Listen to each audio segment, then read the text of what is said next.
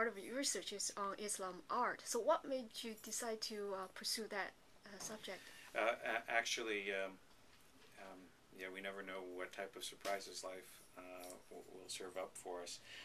When I returned from my doctoral fieldwork in Sulawesi in the mid 1980s, the State Department got in touch with me and asked if I would take Indonesian guests around the United States. My very first guest was Abdul Jalil Pirus, who was one of Indonesia's leading painters. He himself is a Muslim and in fact is known for his explicitly religious art. So Pirus and I traveled around the United States for 6 or 7 weeks, going to museums of various sorts. We got to be very, very good friends.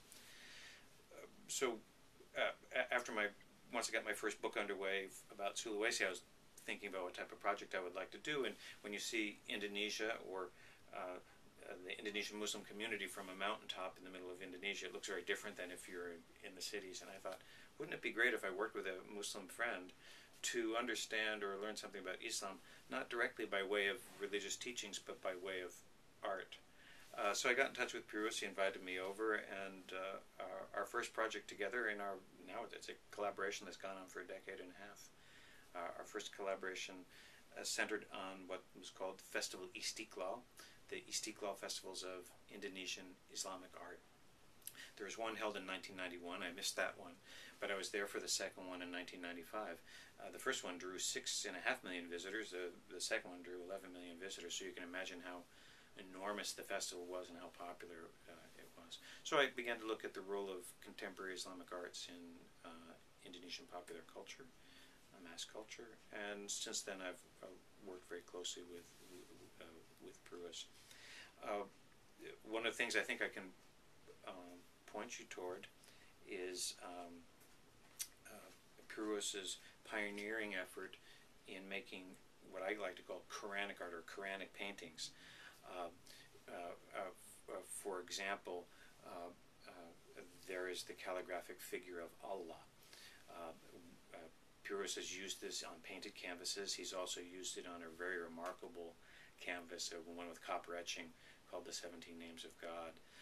I think we have an example here in this short video clip. For many Muslim gallery goers, or for any Muslim, looking at the written name of Allah in Arabic is itself a way to be mindful of God. It serves as a kind of meditation or mindfulness of God called zikir.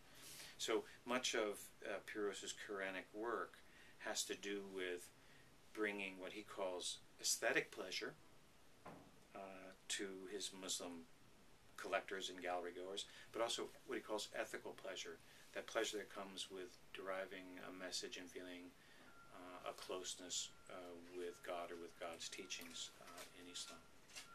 Another good example of that, I think we also have the example for the video clip, is a painting called A Night More Perfect Than a Thousand Months.